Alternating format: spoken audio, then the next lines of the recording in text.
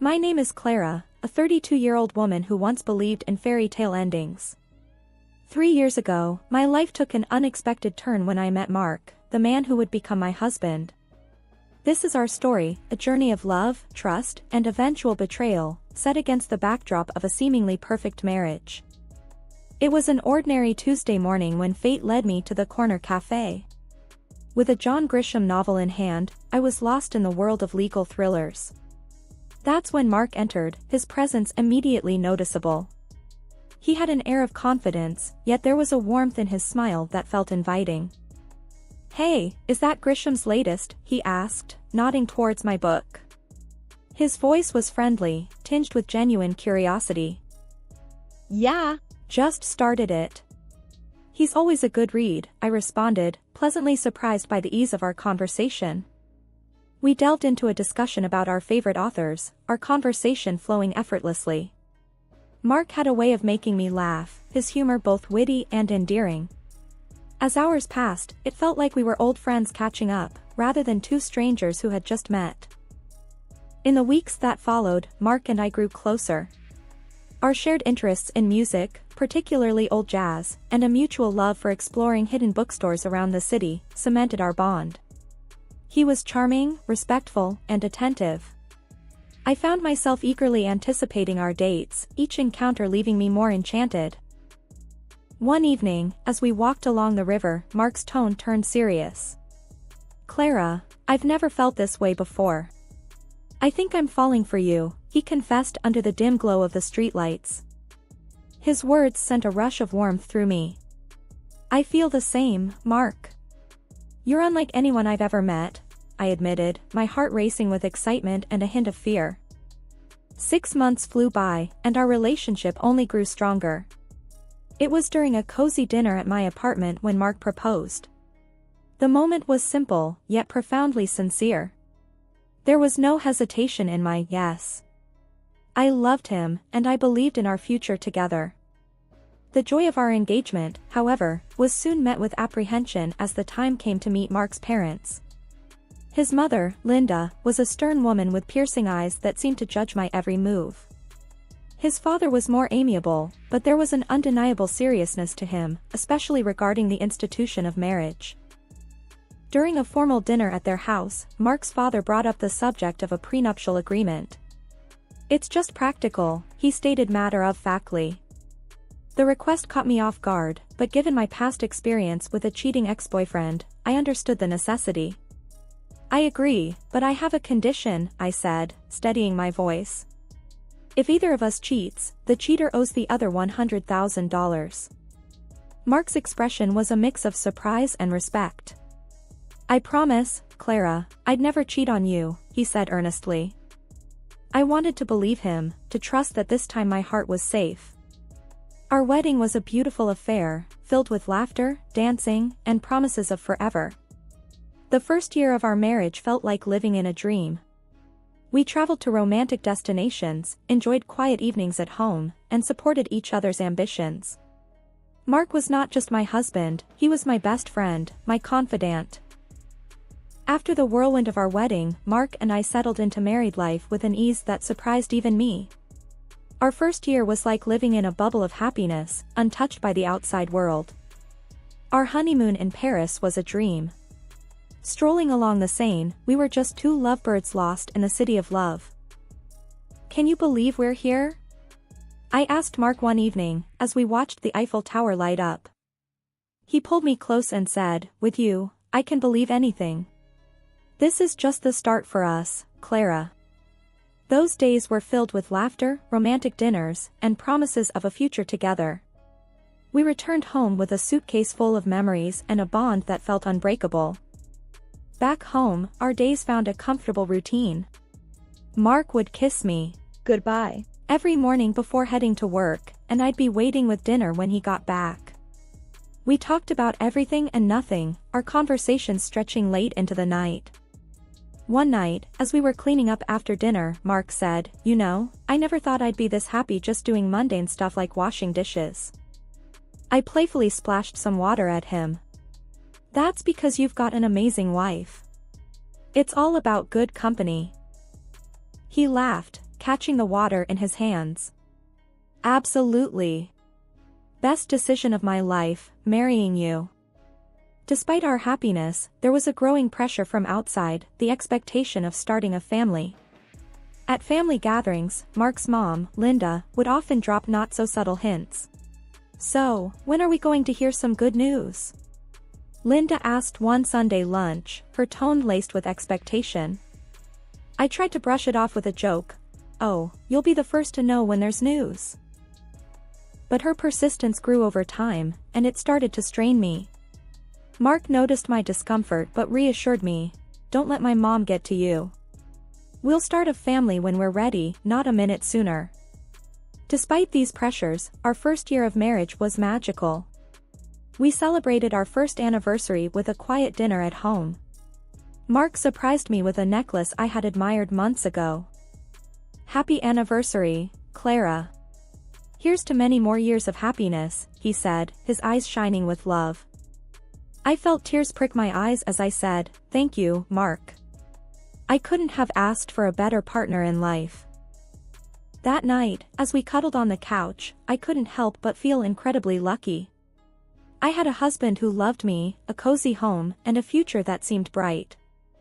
As our second year of marriage began, the pressure from Mark's family, especially his mother Linda, started to take a toll on me. It wasn't just about starting a family anymore, her criticisms seeped into every aspect of our lives. Linda had a way of making her disapproval known, often under the guise of helpful comments. Every visit became a nightmare for me. One afternoon, as I was setting the table for lunch, she walked into the kitchen and eyed the spread with a disapproving frown. "Is this what you're serving? A bit simple, don't you think?" Linda remarked, her tone dripping with disdain. I clenched my jaw, trying to maintain my composure. "I thought we'd enjoy something light today." She just sniffed, muttering under her breath about proper meals and good housekeeping. Her comments weren't just confined to my cooking. She found fault in everything I did, from the way I decorated the house to how I spent my free time. Nothing was off limits.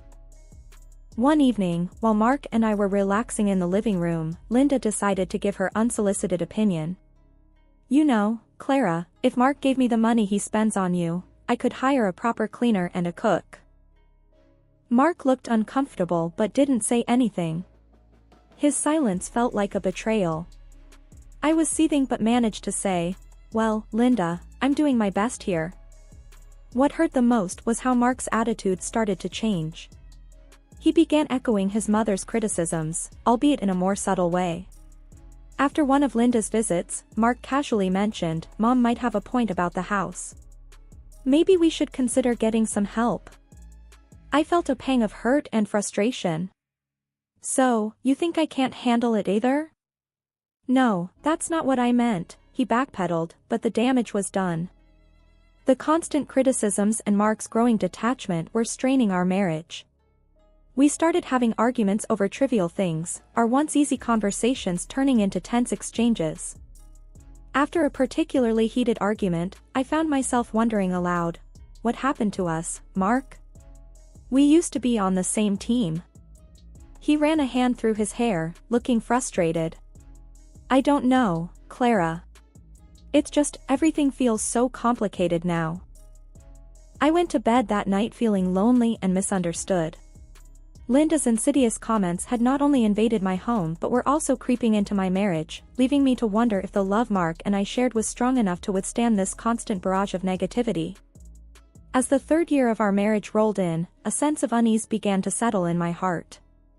The once bright flame of our love seemed to flicker under the shadow of doubt and mistrust. It started with a phone call, or rather, several of them. A name kept popping up on Mark's phone, Jake. I couldn't help but notice how Mark's demeanor changed whenever that name flashed on the screen. One evening, while we were watching TV, his phone rang again. "Jake," the screen flashed. Mark quickly silenced it and put the phone away, but not before I saw the nervous glance he threw my way. "Who's Jake?" I asked, trying to sound casual, but my heart was pounding. "Oh, just a new guy at work. No one important.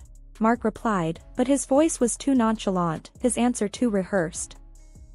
Mark's behavior began to change. He started coming home late from work, his excuses flimsy and inconsistent.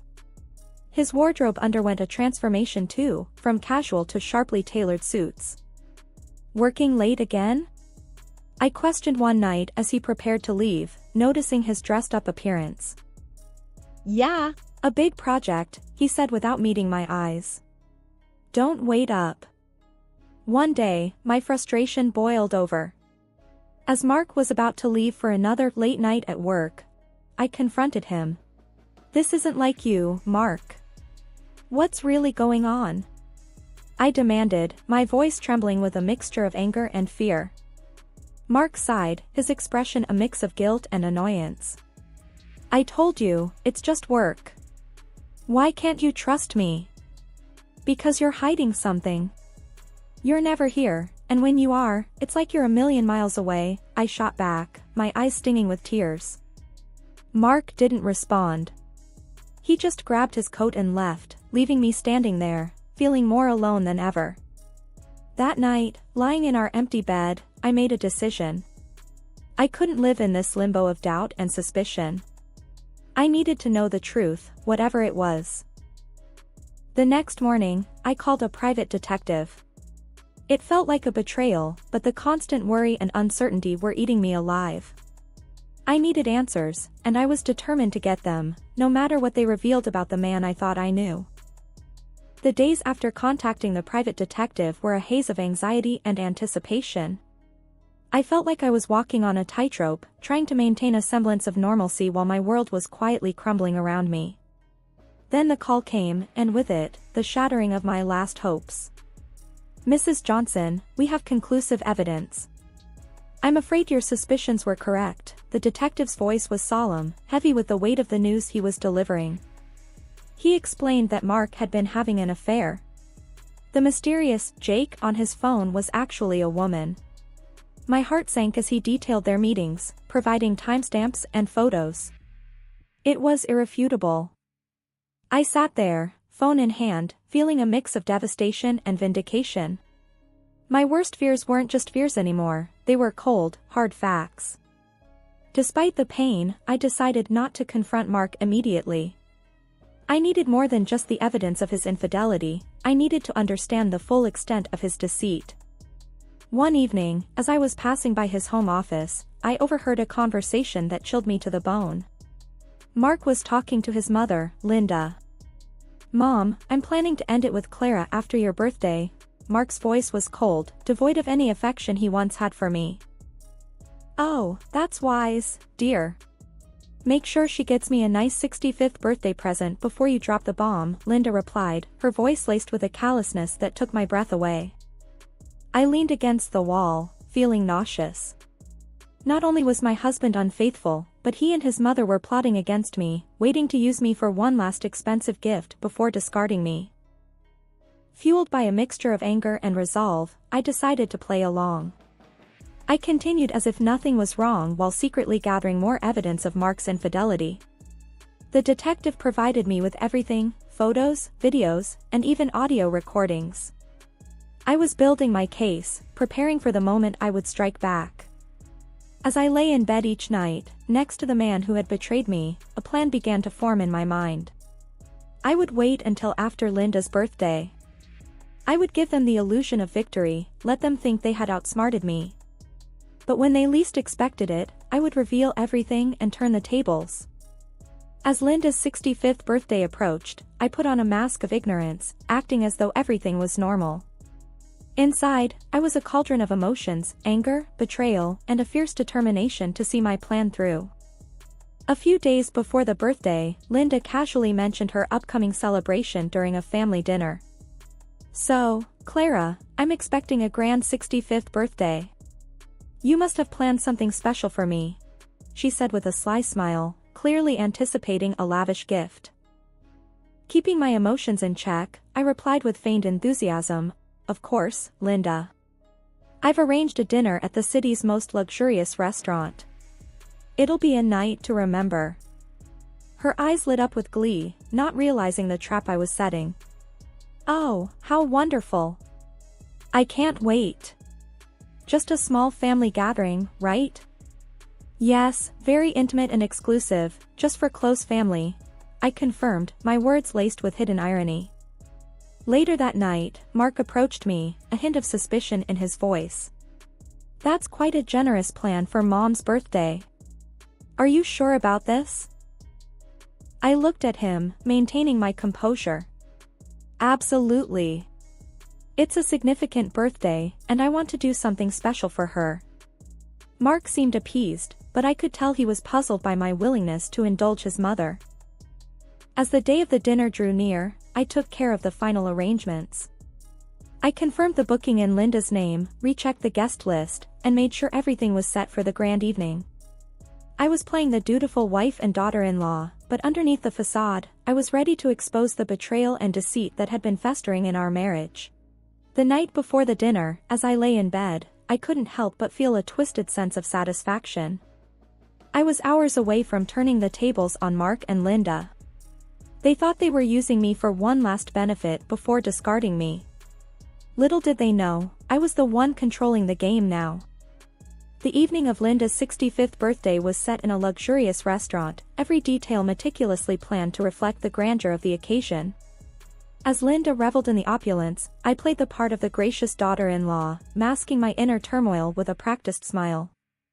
As the dinner drew to a close, the waiter presented the bill is for $4,500. I reached for my card with a steady hand, my heart pounding in my chest. After swiping the card, I glanced around the table, seeing Linda's satisfied smirk and Mark's uneasy expression. Thank you for such a wonderful evening, Clara. This is truly generous, Linda cooed, her voice dripping with insincerity. It was then that Mark leaned in, his voice laced with mockery. By the way, Clara, I want a divorce. The words hit me like a physical blow, but I refused to let them see my pain. Linda, seizing the moment, chimed in sharply, well, then, I guess you should leave. This is a family gathering, after all. Without a word, I stood up and left the restaurant, my dignity intact despite the turmoil inside. As I walked away, I pulled out my phone and swiftly canceled the payment. Then, with a few more taps, I blocked the shared account, ensuring Mark couldn't cover the cost either. Back at home, I packed my belongings quickly, the finality of my actions setting in. I was leaving this chapter of my life behind, stepping into an uncertain but hopeful future. Soon, my phone erupted with calls. I answered, and Linda's voice, shrill with rage and panic, filled my ears. The payment didn't go through. The restaurant staff called the police. What have you done? Her words were a cacophony of anger and disbelief, but I remained silent, letting her tirade wash over me. This was their doing, their betrayal and manipulation coming back to haunt them. After hanging up, I looked around the empty house, a place once filled with dreams and love now just a hollow shell. I took a deep breath, stepped out the door, and didn't look back. Their calls continued, a desperate plea for help that I no longer felt obliged to answer. I had made my move, exposed their deceit, and now it was time for me to rebuild, away from the lies and the pain that had defined my life for far too long. After leaving my marital home, I spent a restless night at a friend's place, my mind racing with what needed to be done next. The morning sun brought with it a sense of clarity and determination. It was time for the final confrontation. I arrived at the house to find Mark and Linda waiting, their faces a mix of anger and confusion. Clutching the divorce papers and the evidence of Mark's infidelity, I steeled myself for the battle ahead. Linda was the first to break the silence, her voice dripping with scorn. So, you've come crawling back? After embarrassing us like that? I met her gaze, unflinching. I'm not here to crawl. I'm here for a divorce. Mark, who announced our divorce a day ago, suddenly tried to win everything back. Clara, can't we talk about this? It was a mistake. I cut him off, holding up the evidence. Save it, Mark. Your mistake was ongoing and well documented. Linda scoffed, trying to regain control. You think you can just walk away and leave us with nothing? You're nothing without us. I laid the divorce papers on the table. Actually, it's you who will be leaving me with something. According to our prenup, Mark owes me $100,000 for his infidelity. Mark's face went pale, and Linda's eyes widened in shock. As they scrambled to respond, I felt a weight lifting off my shoulders. This was it, the end of the lies, the deceit, and the pain. You can try to fight this, but the evidence is clear. I suggest you pay up and move on, I said, my voice steady. Mark looked defeated, and Linda was speechless, her usual bravado gone.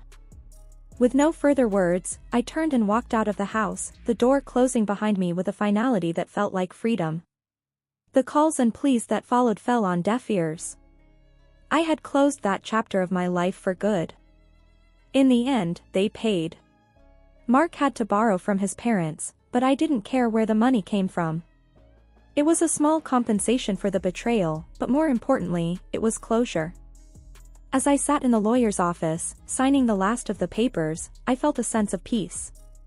The journey had been painful, full of betrayal and heartache, but I had come out stronger, more resilient. I walked out into the sunlight, a free woman, ready to start anew. The future was uncertain, but it was mine to shape. After all the darkness, I finally felt like I was stepping into the light. The room was filled with an uncomfortable silence, broken only by the ticking of the old clock on the wall. Mark, my husband of 30 years, sat across from me, his eyes glued to the TV, ignoring my presence as usual. I sat there, lost in my thoughts, feeling the weight of years of unspoken grievances and suppressed anger. I had reached my limit. "Did you finish moving?" Mark's voice, tinged with his usual condescension, pierced the silence. I didn't look at him as I replied, "I'm leaving, Mark." My voice was calm, but inside a storm was raging. Mark scoffed, "Oh, really? And where will you go, Anna? You can't survive without me." His words stung, but they also fueled my resolve. For too long I had endured his dismissive attitude and his mother's incessant meddling. It was time to reclaim my life. "I'll manage," I said, standing up. I felt empowered despite the fear and uncertainty that lay ahead. His mother, who had been living with us for the past year, walked in, her eyes narrowing as she saw my packed bags. "Running away, are we?" she sneered. "I knew you didn't have the spine to handle this family." Ignoring her, I grabbed my bags and headed towards the door. Mark didn't move to stop me. Instead, he called out, "You'll be back. You need us." As I stepped out of the house, I felt a sense of liberation. The cool evening breeze felt like a balm to my suffocated soul. I didn't know where I was going, but for the first time in years, I felt a glimmer of hope. For 30 years, I had played the dutiful wife to Mark, a man who saw me more as a convenience than a partner. Our son Alex was the only light in my life, but even he couldn't fill the growing void in my heart. Mark's mother, with her constant criticisms and manipulations, only added to the toxicity of our home. I found a small apartment, modest but peaceful. It was my sanctuary, a place where I could breathe and think without judgment. In the following days, I ignored the barrage of calls and messages from Mark and his mother. They fluctuated between pleading and threats, but I was done listening. My coworkers at the library, where I had worked part-time for years, were supportive. They had seen the changes in me, the gradual loss of my spirit. Now, they witnessed my rebirth. One evening, as I was settling into my new routine, my phone rang. It was Alex. "Mom, are you okay?" His voice was laced with concern. "I am, Alex. Better than I've been in years," I replied, my voice steady. "I'm proud of you, Mom. Dad and Grandma, they're not taking it well. Dad's been drinking, and Grandma won't stop talking about how you've abandoned them." A pang of guilt hit me, but I pushed it away. "They'll manage, Alex. They need to learn to respect others." Alex was silent for a moment. "I'm glad you're finally thinking about yourself, Mom. Let me know if you need anything." As I hung up the phone, I realized this was just the beginning. Mark and his mother had underestimated me for years. It was time to show them that I was no longer the woman they thought they could control. My journey of self-discovery and revenge had just begun. In my small apartment, surrounded by the few belongings I had taken with me, I reflected on the past 30 years with Mark. Our marriage, once filled with promise, had slowly disintegrated into a shadow of what it could have been. It all started blissfully. Mark was charming and attentive, and we were young, full of dreams. But as the years passed, the charm faded, revealing a man more interested in his own needs than those of his family. When Alex was born, I thought it would bring us closer, but it only highlighted our differences. Mark's idea of parenting was providing financially, leaving the emotional nurturing to me. His mother, Eleanor, always hovered in the background, her criticism of my parenting a constant drone. "Anna, you're coddling the boy too much," Eleanor would say. "Mark never needed all this fuss." I endured her jibes, focusing on Alex, who grew up to be a thoughtful and independent young man, despite the tension at home. The turning point came when Eleanor moved in with us. Mark didn't even discuss it with me. I just came home one day to find her bags in the hallway. "My house is too lonely," she had said, a manipulative glint in her eye. Living with Eleanor was suffocating. She criticized everything from my cooking to the way I dressed. "Mark could have done so much better," she would often say within my earshot. But what truly broke me was discovering Mark's betrayal. I stumbled upon bank statements one day, revealing large withdrawals from our joint account, money used to fund Eleanor's gambling habit and Mark's secret indulgences. Confronting them led to heated arguments, with Mark always siding with his mother. "She's my mother, Anna. She needs this to cope with her loneliness," he would argue, dismissive of my concerns. The final straw came when I overheard a conversation between them, plotting to take control of the finances completely, reducing me to nothing but an occupant in their house. I knew then that I couldn't live in that shadow any longer. The day I left, I promised myself that they would one day understand the pain they had caused. My plan was simple yet effective. I would hit them where it hurt the most, their pride and their finances. I started by legally separating our finances, a move that shocked Mark. "What do you think you're doing?" he had yelled over the phone. "Protecting myself, something I should have done years ago," I replied, my voice calm but firm. Eleanor's reaction was even more dramatic. "You ungrateful wretch! After everything we've done for you," she screeched when she found out. But I was unmoved. The years of submission were over. I was playing by my own rules now, and this was just the beginning of their karma. The weeks following my financial independence were tumultuous. Mark and Eleanor were furious, their true natures fully exposed in their anger. I received countless calls, each more venomous than the last. "You think you're clever, Anna?" Mark hissed during one call. "You're nothing without me. You'll come crawling back." "I won't, Mark. I'm done being your puppet," I replied, my newfound strength bolstering my words. Eleanor was even more vitriolic. "You'll regret this, Anna. You've ruined our family." "There was no family to ruin, Eleanor. It was an illusion," I shot back. Despite their threats, I felt liberated. The fear that once controlled me had evaporated, replaced by a resolute desire for justice. It was time for them to face the consequences of their actions. I started by reaching out to old friends and acquaintances, sharing my story. The truth about Mark and Eleanor's manipulations and financial deceit quickly spread, tarnishing their reputations. Mark, who prided himself on his social standing, was appalled. "How could you do this to me?" he demanded during a rare face-to-face encounter. "You did this to yourself," I replied calmly. "I'm just shedding light on it." Eleanor, faced with the community's judgment, was equally distraught. "You've turned everyone against us. This is war, Anna." But I was no longer intimidated by her. "No, Eleanor, this is justice." I watched as their world crumbled. Mark's friends began to distance themselves, wary of his tarnished image. Eleanor's social circle, once a source of her pride, dwindled as the truth about her gambling and manipulation spread. But I didn't stop there. I knew their financial instability was their weakest point. With the help of a lawyer, I began the process of claiming my share of our joint assets, ensuring that Eleanor's gambling debts were exposed and Mark's mismanagement of our finances was brought to light. The court proceedings were grueling, but I stood my ground. Mark and Eleanor's attempts to discredit me fell flat, their lies and deceit no match for the truth. As the judge ruled in my favor, granting me a significant portion of our assets, I saw the defeat in Mark and Eleanor's eyes. It was more than just a legal victory. It was a moral one.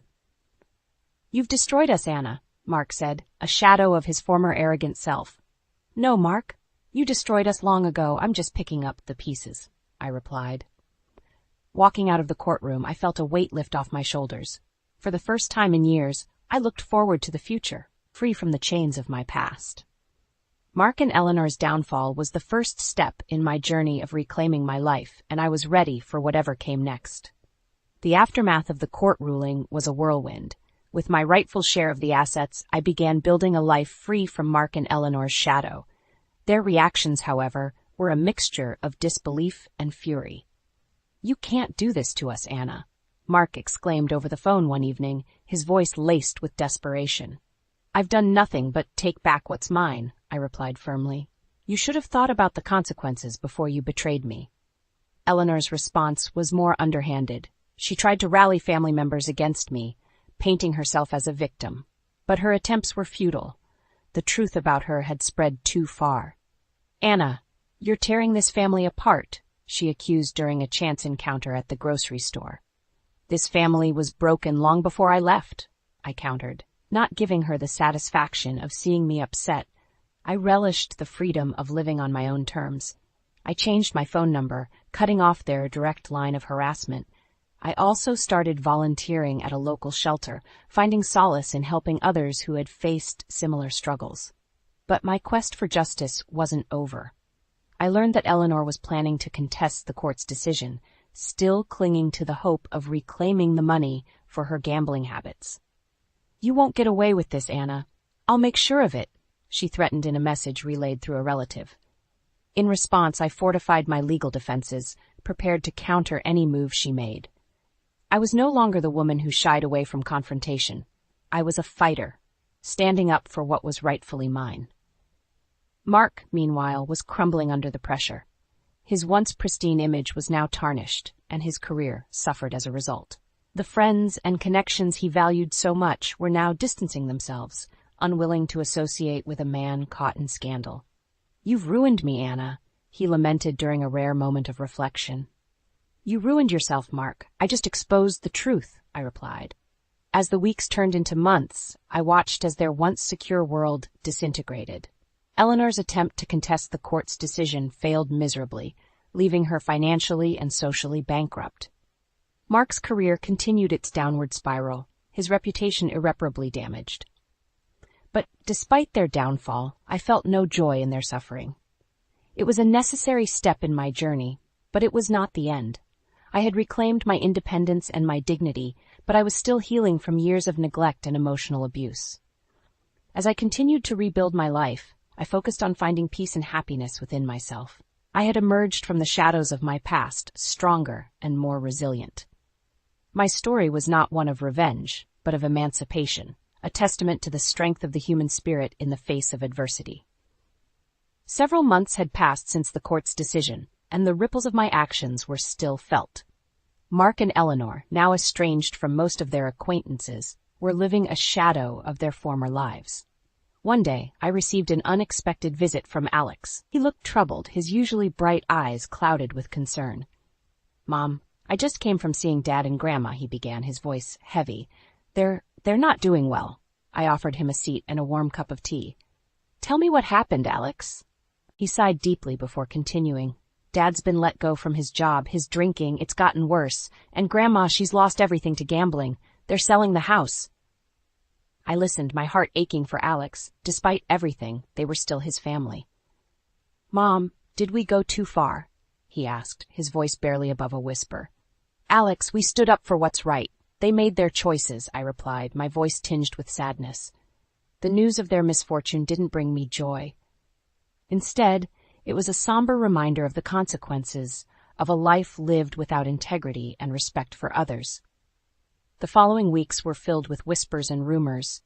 Mark and Eleanor's house, once a symbol of their success, was now on the market.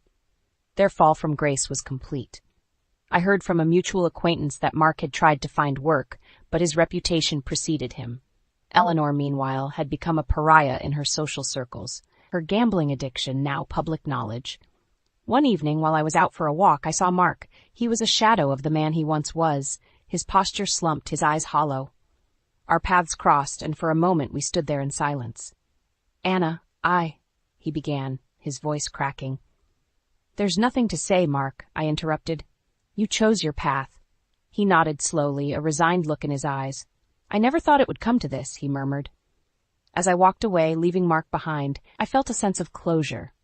The man who had once held so much power over me was now just a stranger with a broken past. Eleanor, too, faded into obscurity. Her once lively demeanor was now subdued, the realities of her actions finally catching up to her. As the chapter of Mark and Eleanor closed, I realized that my journey was about more than revenge. It was about reclaiming my life and finding peace. I had stood up to my oppressors, not for vengeance, but for justice and self-respect. The experience had taught me the power of resilience and the importance of standing up for oneself. As I continued to build my new life, I did so with a newfound strength and a heart ready to embrace the future. Months turned into a year since the upheaval of my life began.